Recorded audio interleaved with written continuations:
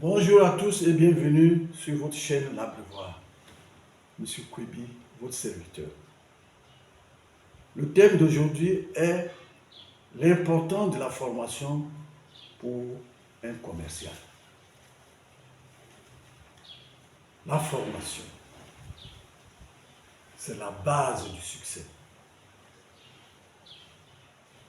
Si vous n'êtes pas formé, vous avez quelques appréhensions lorsque vous allez en prospection.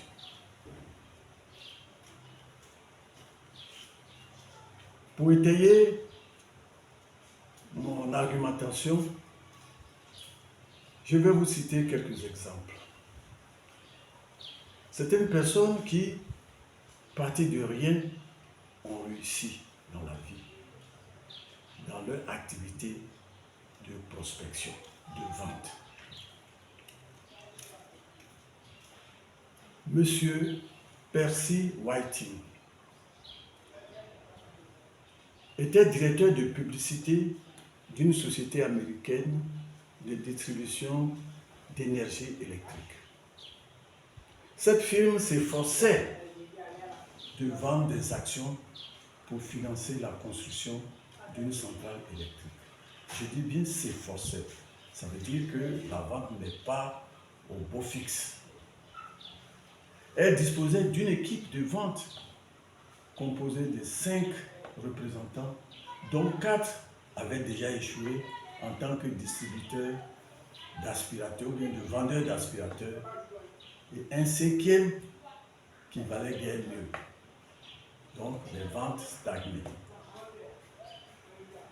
Alors, un beau jour, le directeur financier le fit venir dans son bureau et lui demanda de faire passer quelques annonces publicitaires pour faire croître la vente des titres. Ce qu'il fit. Il pensait que les choses allaient marcher parce que c'est lui qui a rédigé cette annonce. Mais rien ne se passa. Alors, un de ses collaborateurs lui posa une question. Monsieur Percy, si vous pensez que votre annonce était aussi pertinente, en principe, les ventes allaient se faire d'elles-mêmes. Pourquoi nous n'arrivons pas à vendre? Ne serait-il pas souhaitable que vous veniez dans l'arène pour nous montrer comment on vend? Mais ce n'est pas son métier. Il a accepté quand même. Il a essayé de vendre quelques titres. Il a même réussi à vendre mieux que les vendeurs, les spécialistes, disons. Alors, le directeur financier l'appela dans son bureau et lui dit ceci. Monsieur Percy, vous ne serez pas un vendeur. Et c'est pour cette raison, je vais vous nommer directeur de vente, c'est-à-dire directeur commercial. C'est une responsabilité qu'il vient de recevoir. Va-t-il renoncer à cela? Non. Il va falloir affronter ça. Et il s'est donné les moyens. Il s'est entouré de gens qui savaient plus ou moins vendre. Il a contacté des experts. Il a bouquiné. Il a lu tous les livres se rapportant à la vente.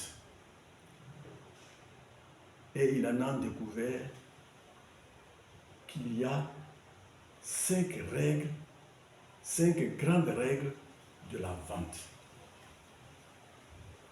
À partir de là, il a écrit un livre que voici. Les 5 grandes règles de la vente.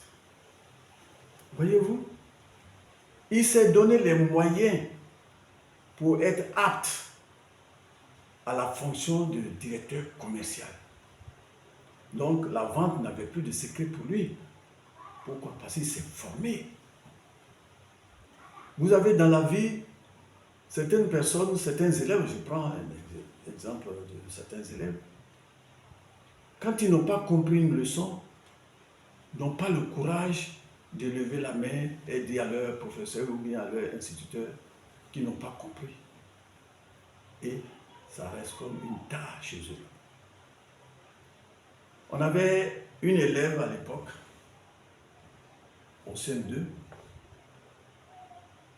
Dès que l'instituteur mettait au tableau un exercice où il y a hectare, elle dépose son bic. Parce qu'elle ne peut pas convertir hectare en mètre carré. Et elle ne prend pas la liberté de demander à ses camarades. Voyez-vous? Moi, j'ai fréquenté avec un ami au CME de Mergerville, qui s'appelait Niamien. Niamien, et je conseille souvent mes commerciaux à être comme Niamien. Si Niamien ne comprend pas une leçon, on ne bouge pas jusqu'à ce qu'il comprenne. Et nous-mêmes, on priait que Niamien ne comprenne pas vite. Hein? On souhaitait que Niamien ne comprenne pas avant nous. Car certains d'entre nous ne pouvaient pas demander aux professeurs qui n'ont pas compris. Mais Niamien le faisait. Et grâce à Niamien, en tout cas, beaucoup de personnes ont réussi à comprendre certaines leçons. Et c'est un exemple à faire, à souhaiter. Au collège, les professeurs de mathématiques donnent souvent des exercices à faire à la maison.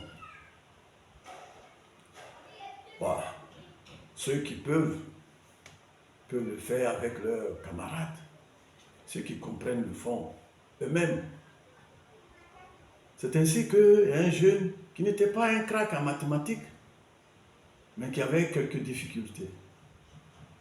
Mais spécialement ce jour-là, il a consulté un de ses camarades qui lui a appris la leçon, qui lui a fait des démonstrations. Aujourd'hui, selon sa compréhension, il pouvait résoudre tous les problèmes relatifs à cette leçon-là. Alors, vous voyez l'attitude de certains profs de mathématiques, quand il y a un crack dans la classe, alors quand on arrive, on dit, bon, on passe au tableau, les autres, corriger, recopier. Ce jour-là, le crack est parti au tableau et nous autres, on avait commencé à recopier. Et M. Kofi, enfin Kofi c'est son nom, il lève la main et dit, monsieur, ce n'est pas juste. Tout le monde le regardait. Oh, mais Kofi, qu'est-ce qu'il y a? Tu es devenu expert aujourd'hui? Il dit, ah oui, aujourd'hui là, j'ai bien assimilé la leçon.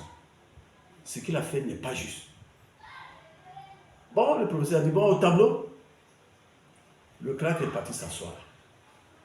Et le professeur, et le jeune, il s'est mis au tableau. Il a écrit.